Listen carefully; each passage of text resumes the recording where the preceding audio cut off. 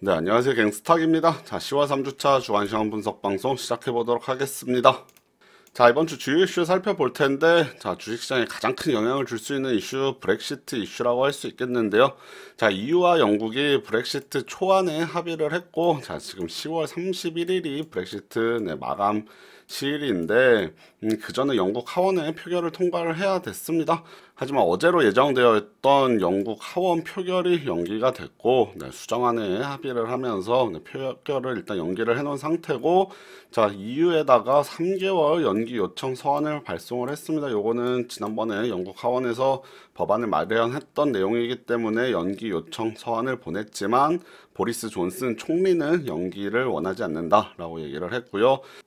자, 이번 주에 영국 하원에서 다시 이제 브렉시트 초안을 가지고 표결을 할 수 있는데, 자, 과반을 넘어설지 아니면은 부결이 될지는 뭐 상당히 중요한 이슈인데, 이 브렉시트 이슈로 인해서 글로벌 증시 다시 한번 발목 잡힐 가능성이 있고요. 일단은 뭐 노딜 브렉시트는 아니고 합의를 거쳐서 순차적으로 브렉시트를 하는 것이 글로벌 증시에 크게 영향이 없지 않을까 생각해 보고 있습니다.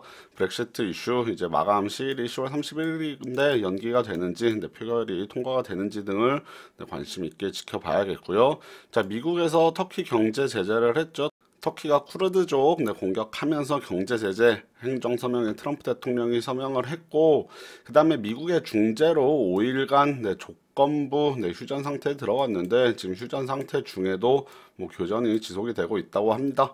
아직까지는 크게 열강들이 개입하는 모습은 아니지만, 요거 터키 쿠르드족 이슈, 시리아 이슈도 계속해서 뭐 관심을 갖고 지켜보는 것이 좋겠고, 자, 지난주 10월 16일 날 한국은행 금통이 열렸습니다. 역시 시장의 예상대로 기준금리 인하하면서 1.5%에서 1.25% 다시 25bp 인하하면서 과거 최저점으로 다시 돌아갔고, 자, 올해 한 차례 금통이 남았는데 일단 뭐 올해는 금리 인하가 없을 것으로 보이지만 내년 초에 또 추가적인 금리 인하 가능해 보이니까 이것은 이제 국내 경기 지표 등에 따라서 많이 달라질 가능성이 있습니다. 자, 우리나라 경기 지금 만만치 않은 것 계속해서 나오고 있죠. 이번에 IMF에서 한국의 올해 우리나라 성장률 전망치를 또 하향했습니다. 기존의 2.6%에서 2.0%로 상당히 많이 낮췄고요. 뭐 IMF 2.0%, OECD 2.1%뭐 이 정도 올해 2% 내외의 성장률을 달성하지 않을까 생각이 되는데, 자, 글로벌 경기 자체가 전체적으로 뭐 만만치 않은 것 같습니다. 중국 3분기 GDP 성장률 발표가 나왔는데, 자, 6.0% 나왔습니다. 3분기. 그러면서 27년 내 최저치라고 하는데, 자, 올해 6% 성장 달성을 뭐 실패할 수도 있다 얘기 나옵니다. 자, 중국 성장률 7% 깨진 지 지금 몇 년 안 지난 것 같은데 벌써 6% 깨질 수 있다는 가능성 나오면서, 자, 해당 발표가 금요일 날 저희 한국 시간으로 한 11시경에 나왔는데, 11시경부터 3분기 중국의 GDP 성장률 발표한 이후로 증시 좀 빠르게 밀려나는 모습 보여줬고요. 자, 브렉시트랑 그 다음에 중국 경기 이런 것이 뭐 국내 증시뿐만 아니고 글로벌 증시를 조금 발목 잡을 가능성이 있어 보입니다.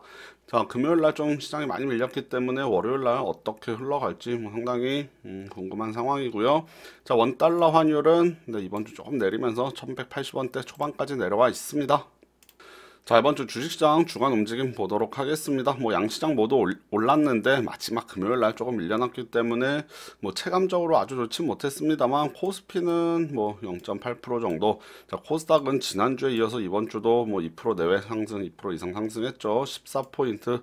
자, 최근에 코스피보다는 코스닥 흐름이 조금 더 양호한 것으로 보이고요. 자, 2% 이상 올라갈 정도로 이번 주 뭐 코스닥 지수는 양호했다. 자, 이렇게 정리하도록 하겠고, 주식시장 이번 주에 뭐 큰 이슈는 별로 없었습니다만, 이제 3분기 실적들이 속속 나올 텐데, 실적에 의해서 이제 종목들 방향이 달라질 수 있으니까 3분기 실적도 주목해보자 이렇게 말씀드리겠고요. 자, 주식시장 차트 간략히 살펴보도록 하겠습니다.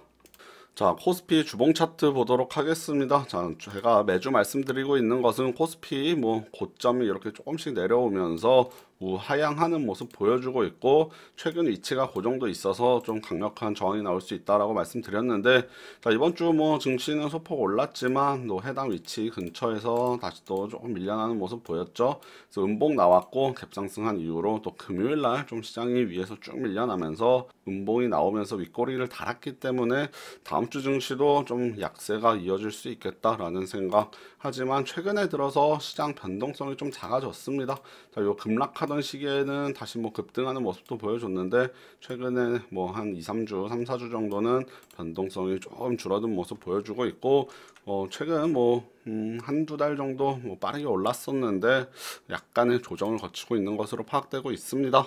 자, 코스닥 차트를 봤을 때도 뭐 생김새는 비슷하죠. 고점을 뭐 낮추면서 내려오는데, 자, 코스피는 요 저항선 근처까지 갔다면은 코스닥 지수는 코스피에 비해 뭐 그간 반등을 세게 하지 못해서인지 최근에도 뭐 흐름 지난주 이번주 양호하고 한 700선까지 뭐 올라갈 가능성이 있으니까 뭐 최근에는 대형주보다는 중소형주 흐름이 조금 더 양호한 것 같고요. 코스닥 수급 살아난다면 또 크게 한번 뿜을 수 있으니까 이런 것도 염두에 놓고 네, 전략 세워보자.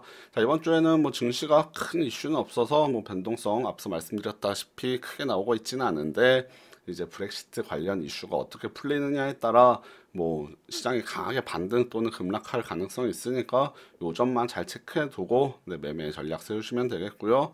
제가 말씀드렸다시피 뭐 10월 달부터는 이제 배당주 좀 관심 가질 필요 있겠죠. 그래서 만약에 코스피 지수가 좀 많이 네, 하락하면서 뭐 대형주들 내려온다면 고배당주 위주로 일부 담아놨을 때 뭐 주가가 오르면 차익 실현 하면 되고, 아니라면은 네, 12월 말일 이후로 네, 배당 권리 발생하니까 배당을 받는 것도 좋은 방법이 될 수 있겠다. 자, 이렇게 다시 한번 정리해 드리고 오늘 방송은 이렇게 짧게 마치도록 하겠습니다. 네, 그럼 다음 주 방송으로 뵙도록 할게요. 감사합니다.